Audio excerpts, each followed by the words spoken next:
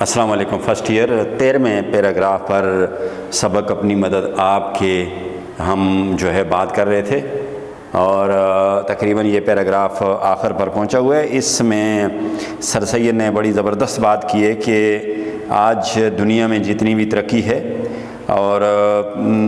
مہینوں کا کام سالوں کا کام مہینوں میں، مہینوں کا دنوں میں، اور دنوں کا گھنٹوں میں، اور گھنٹوں کا کام سیکنڈوں میں پہنچ گیا ہے، تو یہ ہمارے ہم سے پہلے چلنے والی نسلوں کا کمال ہے کہ انہوں نے محنت کی، اور محنت کر کے نئی نئی مشینری ایجاد کی، نئے نئے طریقے ایجاد کیے، پوشیدہ علم کو باہر نکالا، کیونکہ اللہ تعالیٰ کی ذات فرماتی ہے کہ if you want to reach the bounds of the heaven or the depth of the earth you can do so but not without knowledge۔ اگر تم آسمان کی بلندیوں اور زمین کی گہرائیوں تک پہنچنا چاہو تو تم پہنچ سکتے ہو، you can do so،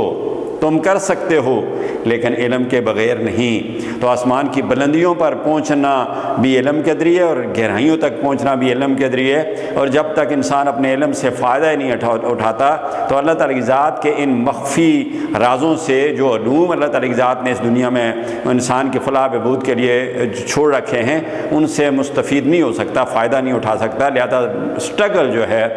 بالآخر انسان کو اس قابل بنا دیتی ہے جس کے عظیم مقصد کے لیے اسے پیدا کیا گیا ہے۔ لہذا جو دنیا کی موجودہ ترقی ہے، یہ ساری اس سے پہلے چلنے والی نسلوں کی وجہ سے ہے، اور ان نسلوں میں کون سے لوگ ہیں؟ ان نسلوں میں جناب مستقل مزاج لوگ، محنتی لوگ، پختہ ارادوں کے مالک لوگ، کاشتکار، ہل چلانے والے، زمیندار، ایگریکلچرسٹ یعنی کان کھودنے والوں سے مراد مزدور ہیں، نئی نئی باتیں ایجاد کرنے والے، نئے نئے طریقے ایجاد کرنے والے، ترقی کے نئے نئے علوم سے دنیا کو آشنا کرنے والے یعنی انوینٹر لوگ، مختلف ایجادات جو انہوں نے کی ہیں۔ ٹیلی فون کو ایجاد کیا ہے، ٹیلی ویژن کو ایجاد کیا ہے، جہاز کو انہوں نے ایجاد کیا ہے، ریلوے ٹرین کو انہوں نے ایجاد کیا، اور کیا کیا ایجادات دنیا کے اندر ہو رہی ہیں۔ ان لوگوں کا بھی ایسا ہے، اور مخفی باتوں کو ڈھونڈ، وہ راز جن سے آگے چلنے والی نسلیں واقف نہیں تھیں ترقی کے، کامیابی کے، وہ انہوں نے ڈھونڈ نکالے، اور مشینری جو ہے، طرح طرح کی ٹیکنالوجی جو ہے انہوں نے بنائی، اور اس کے علاوہ ہنرمند لوگ جو ہے، ہاتھوں سے کام کرنے والے لوگ جو ہیں، ان کا بھی اس میں ہاتھ ہے، شاعروں کا ہاتھ ہے، حکیموں کا ہاتھ ہے، اور فلسفیوں کا ہاتھ ہے، دانشور لوگوں کا ہاتھ ہے، اور پھر اس کے علاوہ ملک کا انتظام جس لوگوں کے ہاتھ میں ہوتا ہے، ملک کی باغ ڈور ہاتھ میں ہوتی ہے، جو حکومت کرنے والے لوگ ہوتے ہیں، انتظام کرنے والے لوگ ہوتے ہیں، ان کا بھی اس کے اندر کردار ہے کہ انہوں نے انسان کو موجودہ ترقی کی حالت میں پہنچانے میں بڑی مدد دی ہے، یعنی انسان کو یہاں تک پہنچا دیا ہے۔ اقبال کہتا ہے کہ آنکھ جو کچھ دیکھتی ہے لب پہ آ سکتا نہیں، آنکھ جو کچھ دیکھتی ہے لب پہ آ سکتا نہیں، میوے حیرتوں کہ دنیا کیا سے کیا ہو جائے گی، یعنی دنیا کہاں سے کہاں تک پہنچ جائے گی، اور اس تک پہنچانے میں، موجودہ ترقی کے راستے پر لانے میں، اور موجودہ ترقی کے عالم میں پہنچانے میں ان لوگوں کا بڑا ہاتھ ہے جن کا ذکر کیا۔ ایک نسل نے جو کام کیا، اس نسل نے جہاں پر پچھلی نسل نے کام چھوڑا، اس سے آگے جو اس نے ترقی کرنے کی کوشش کی ہے، آگے چلنے کی کوشش کی ہے، اور پھر اس کو پھر اور زیادہ مؤثر اور اعلیٰ بنانے کی کوشش کی ہے، ترقی یافتہ بنانے کی کوشش کی ہے، اور پھر ان عمدہ کاریگروں، ہنرمندوں نے جو تہذیب و شائستگی کی عمارت کے معمار ہیں، جنہوں نے ایک بہترین کلچر قوم کو فراہم کیا گیا ہے، خوش اخلاقی فراہم کی ہے، رہن سہن کے بہترین طریقوں سے قوم کو آشنا کیا ہے، تو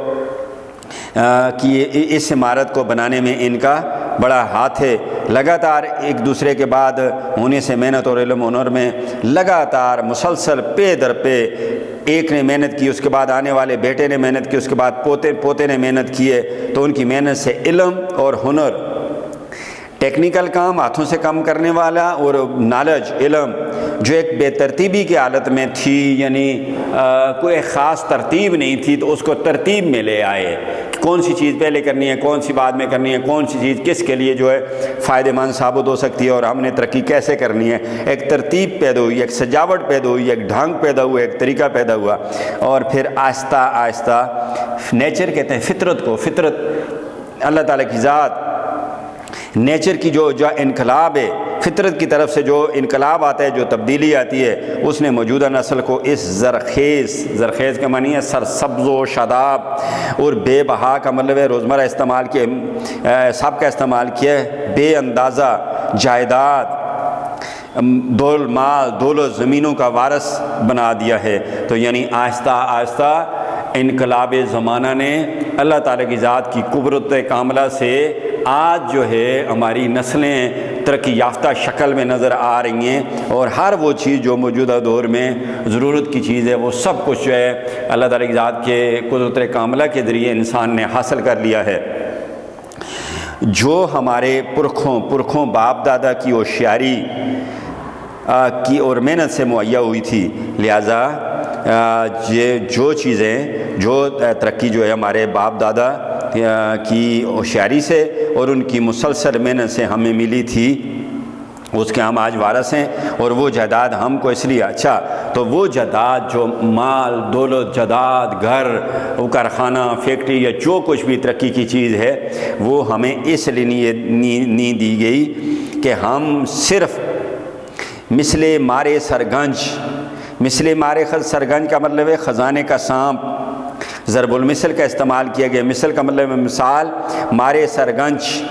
خزانے کا سانپ، اس کی حفاظت کریں۔ یعنی یہ ترقی کی حالت میں جو چیزیں ہمارے پاس آج موجود ہیں، یہ وائٹ بورڈ لگا ہوا ہے، یہ روسٹروم ہے اور ڈائس ہے، اور سامنے کیمرہ لگا ہوا ہے، اور میرا لیکچر جو ہے وہ اس کی ریکارڈنگ ہو رہی ہے، پنکھے اوپر لگے ہوئے ہیں، بجلی ہے، یہ بلڈنگ ہے، اور اس پہ سیڑھیاں بنی ہوئی ہیں آنے کے لیے، گھیڑ ہے باقاعدہ۔ تو یہ ساری چیزیں ترقی کی چیزیں ہیں جو ہیں،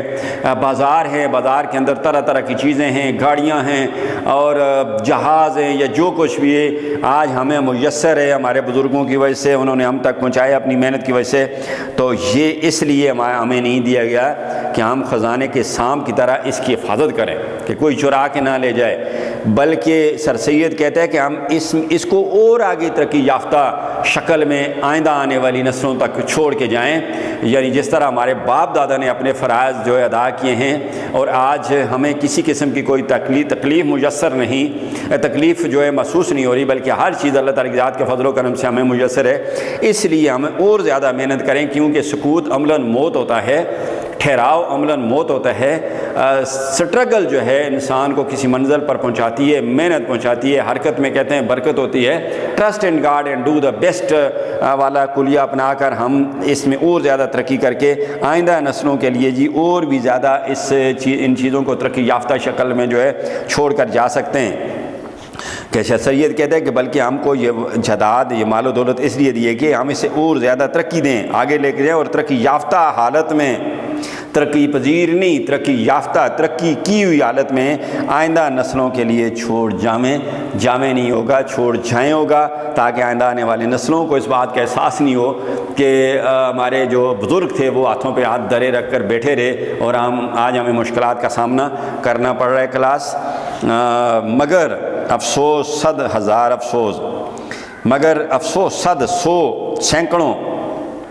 لیکن مگر بےتحاشا افسوس ہے مجھے، سر سید کہتے ہیں کہ ہماری قوم نے ان پرکھوں کی چھوڑی ہوئی جائیداد کو بھی گرا دیا۔ یہاں اشارہ کلاس ہے اس بات کی طرف کہ 998 میں اس خطے میں محمود غزنوی آیا، اس کے بعد جو ہے 1206 میں تقریباً آیا جناب شہاب الدین غوری آیا، اس کے بعد پھر 6-7 خاندانوں نے یہاں پر حکومت کی، غوری خاندان، خاندان غلامہ، خلجی خاندان، تغلق خاندان، لودھی خاندان، سید خاندان، سوری خاندان، اور پھر آخری جو خاندان تھا وہ مغل خاندان، انہوں نے لوگوں نے حکومت کی۔ سر سید کا کہنے کا مطلب یہ ہے کہ یہ پلیٹ میں رکھ کر یہ ملک ہندوستان ہمیں نہیں دیا گیا تھا، جو پاکستان، ہندوستان، بنگلہ دیش بشمول کشمیر پر مشتمل تھا، بلکہ کسی دور میں نیپال اور بھوٹان بھی بر صغیر کا حصہ تھے، اور سری لنکا بھی بر صغیر کا حصہ رہ چکا ہے۔ بر صغیر کا مطلب ہے چھوٹا بر اعظم، اس کا حصہ رہ چکا ہے۔ تو یعنی ہمارے باپ دادا نے کو پلیٹ میں رکھ کر نہیں دیا تھا، یا انہوں نے خط لکھا یہاں کے حکمرانوں کو کہ یہ علاقہ چھوڑ دو، اس سے ایسے بھی نہیں ہوا تھا. انہوں نے اچھا خاصا جانی مالی نقصان کر کے اس ملک کو فتح کیا تھا اور اس ملک پر بڑے شان و شوکت سے حکومت کی تھی. اور یہ امیر ملک تھا, یہ مقروض ملک نہیں تھا. اورنگزیب عالمگیر نے اپنا خزانہ ایک دفعہ تولنے کا حکم دیا, 6 مہینے تک خزانہ تولتا رہا. بالآخر اورنگزیب عالمگیر نے ہار مان دی کہ ہندوستان کا خزانہ تولا نہیں جا سکتا, اتنا ترقی یافتہ ملک تھا. اس کو گولڈن سپیرو کے نام سے یعنی سونے کی چڑیا کے نام سے دنیا جانتی تھی, اور یہ اس وقت کے طاقتور ممالک میں اس کا شمار ہوتا اس ملک کو. لیکن سر سید کا اشارہ ہے کہ ہم نے وہ محنت نہیں کی جو ہمارے بزرگوں نے کی تھی, اور ترقی کی حالت میں ہمیں یہ ملک دیا تھا. ہمیں تو چاہیے تھا کہ اور زیادہ ترقی یافتہ حالت میں آئندہ نسلوں کے لیے چھوڑ کر چلے جائیں. مگر افسوس, 100,000 افسوس کہ ہماری قوم نے ہم ان پرکھوں, ان ہمارے اپنے آباء و اجداد باپ دادا کی چھوڑی ہوئی جائیداد کو بھی گرا دیا, ضائع کر دیا. اور یہ کبھی حاکم قوم پھر محکوم قوم بن گئی, اور پھر 1600 میں انگریز آ کر یہاں پر بیٹھے ہوئے تھے اس ملک پر قبضہ کرنے کے لیے. اور پھر آہستہ آہستہ غداروں کا بہت بڑا ہاتھ ہے اس ہندوستان کے جانے میں. مسلمانوں کا 1000 سالہ اقتدار جو ہے ختم ہونے میں غداروں کا بہت بڑا ہاتھ تھا. غداروں کو اپنے ساتھ ملاتے رہے, اور بالآخر 1857 تک جو ہے یہ پورے ملک پر قابض ہو چکے تھے, اور یہ ہماری جائیداد ہم سے چھین لی گئی تھی. اور پھر جب یہاں سے گئے تو تقسیم کر کے ملک کو چلے گئے, کشمیر کو متنازع علاقہ چھوڑ کر گئے چلے گئے. آج ہندوستان اور پاکستان دنیا میں سب سے بڑے اسلحے کے خریدار ہیں. کشمیر پہ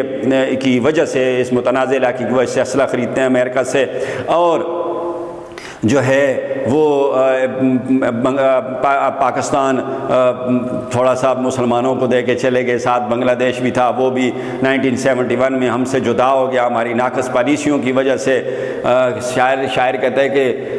وقت کرتا ہے پرورش برسوں, سانحہ ایک دم نہیں ہوتا, حادثہ ایک دم نہیں ہوتا. تو یہ ہوا, وہ بھی ہم سے چلا گیا اور چھوٹا سا پاکستان ہمارے پاس رہ گیا. تو یہ ہماری کتنی نالیکی کی بات ہے. سر سید کہتا ہے کہ ہم نے اس محنت کی سے کمائی ہوئی جائیداد اور اس سٹیٹس کو اور اس مقام و مرتبے کو جو ہے ختم کر دیا. نیکسٹ پیراگراف میں سر سید جو ہے 14ویں پیراگراف میں کہتا ہے کہ ایک نہایت عاجز و مسکین غریب آدمی جو اپنے ساتھیوں کو محنت اور پرہیزگاری اور بے لگاؤ ایمانداری کی نظیر دکھاتا ہے. کہتا ایک عام غریب مسکین آدمی, بے بس آدمی جو اپنے ساتھیوں کو, چونکہ وہ سارا دن محنت کرتا ہے, اپنے سوسائٹی میں ارد گرد رہنے والے لوگوں کو محنت کا درس دیتا ہے اور پرہیزگاری سکھاتا ہے. پرہیزگاری متقی ہونا, اپنے نفس پر قابو پانے کو پرہیزگاری کہتے ہیں, اور بے لگاؤ ایمانداری کی نظیر دکھاتا ہے. اور بے لاگ بے غرض ایمانداری جس میں صداقت, بے غرض صداقت, سچائی کی ایک مثال دکھاتا ہے اس شخص کا اس کے زمانے میں, جس دور میں وہ زندہ ہے, جس دور میں وہ رہ رہا ہے, اور آئندہ زمانے میں اس کے ملک, آئندہ آنے والے زمانے میں بھی, موجودہ زمانے میں بھی, اور پھر آئندہ آنے والے زمانے میں بھی اس کے ملک, اس کی قوم کی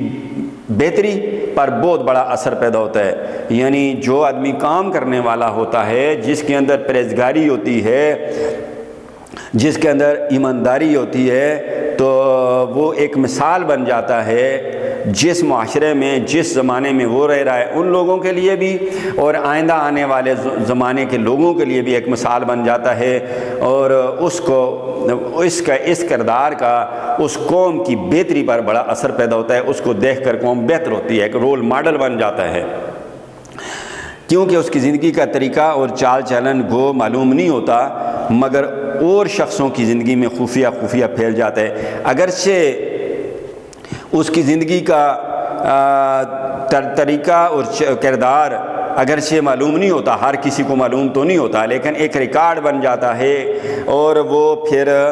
اور جو شخص ہیں اور لوگ ہیں ان کی زندگی میں آہستہ آہستہ پوشیدہ طریقے سے جو ہے پھیل جاتا ہے. آج بھی موجودہ دور میں بھی اگر کوئی با کردار آدمی ہے, محنتی آدمی ہے, پرہیزگار آدمی ہے, اور ایماندار آدمی ہے تو اس کا کردار آہستہ آہستہ آہستہ پتہ ہی نہیں چلے گا کہ جس سوسائٹی میں وہ رہ رہا ہے اس سوسائٹی میں پھیل جائے گا اور لوگ اسی کی طرح بننے کی کوشش کریں گے، اور پھر اگر وہ آدمی دنیا سے گزر بھی جائے آئندہ آنے والی نسلیں اس کی مثالیں پیش کریں گی اور اس طرح بننے کی پوری کوشش کریں گی۔ تو یہ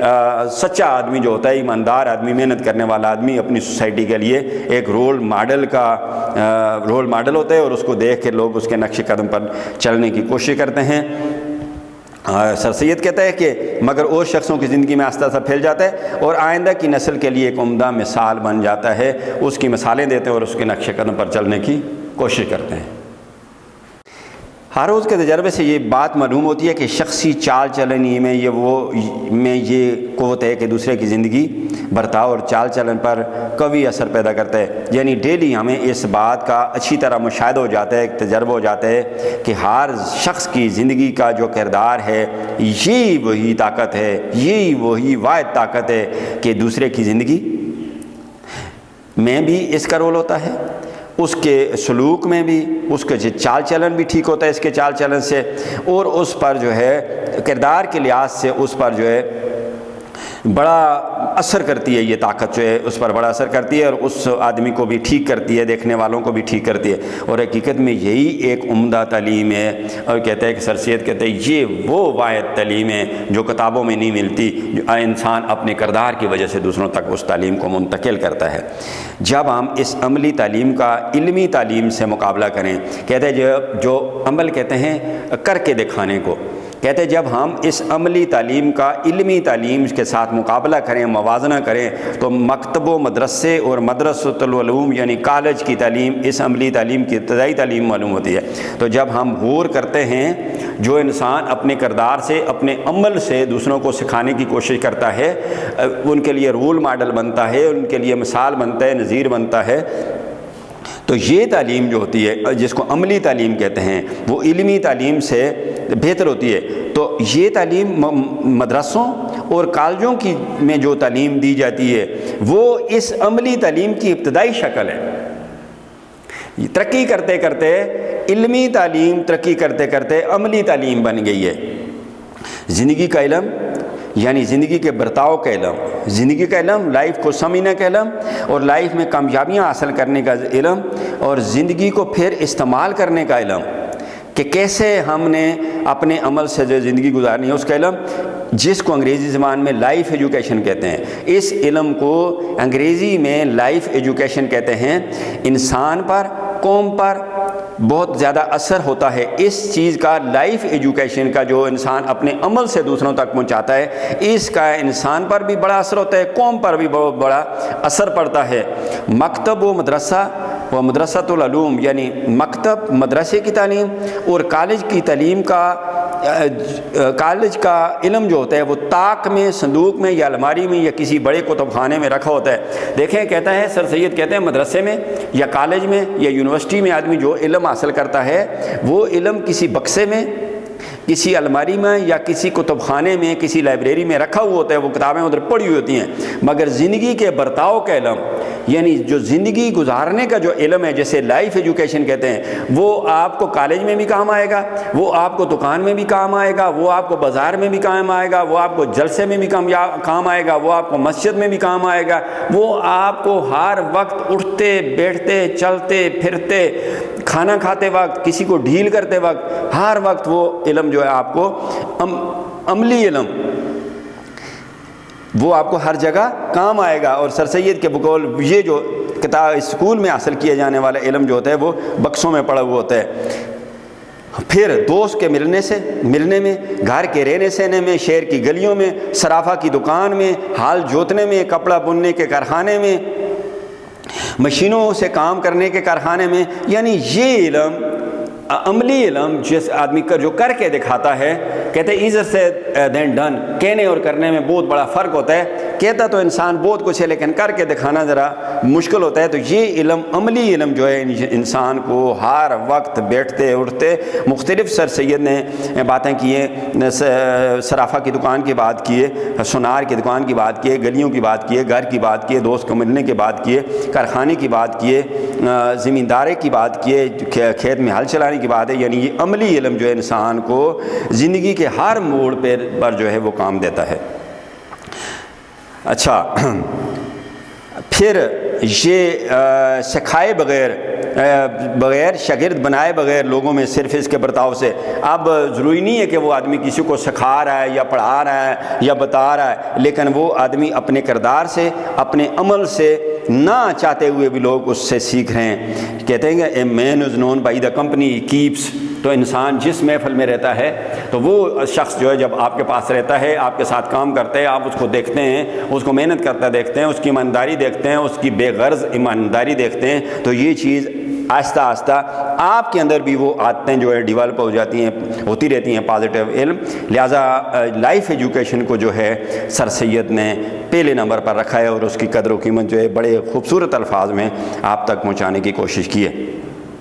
یہ پچھلا علم وہ علم ہے جو انسان کو انسان بناتا ہے۔ کون سا علم؟ Life education. سر سید کہتا ہے کہ لائف ایجوکیشن وہ علم ہے جو انسان کو انسان بناتا ہے۔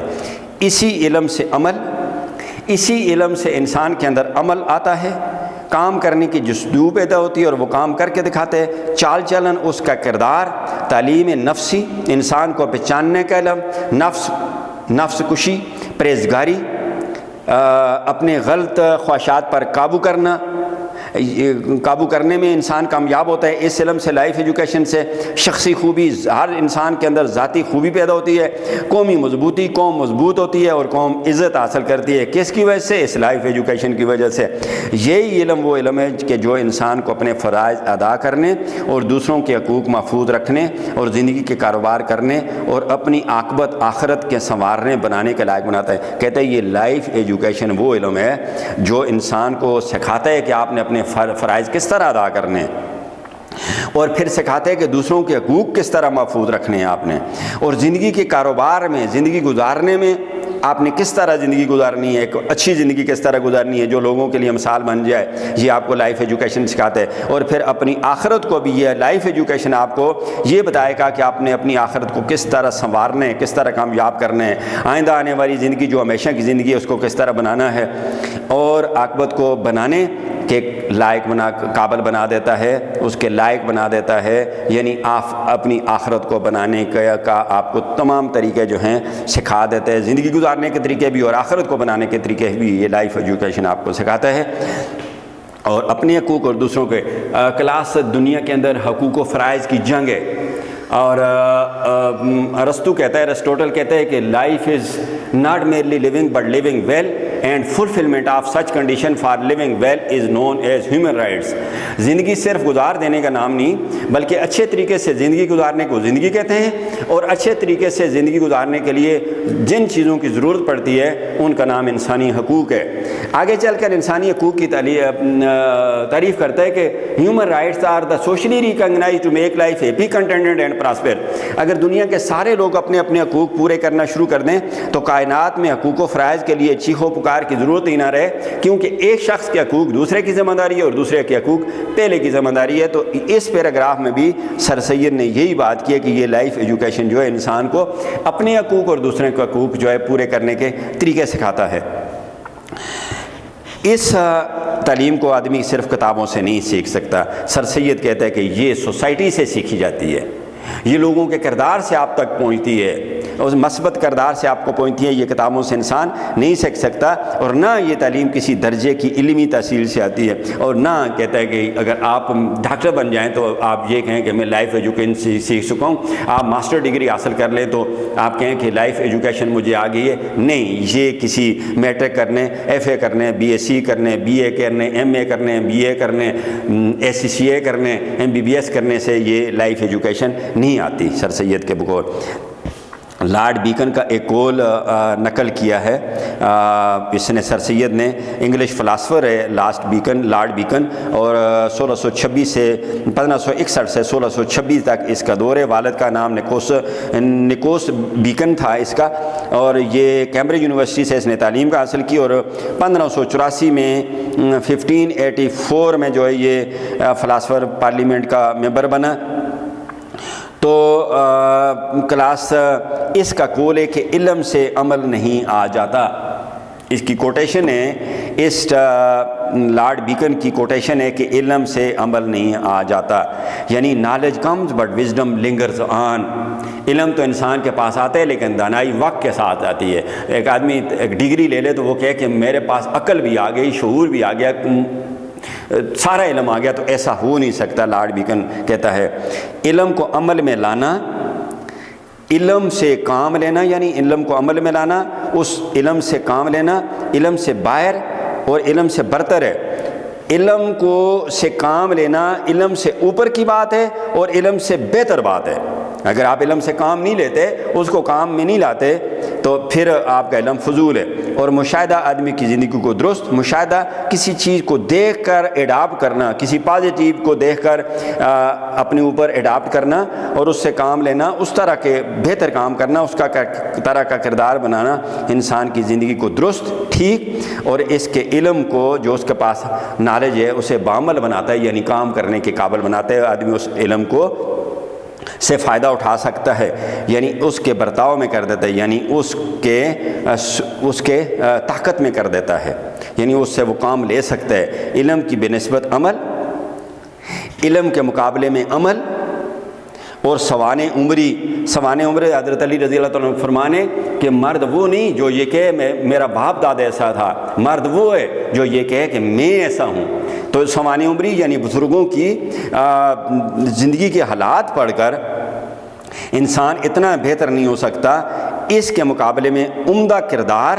آدمی کو زیادہ تر معزز،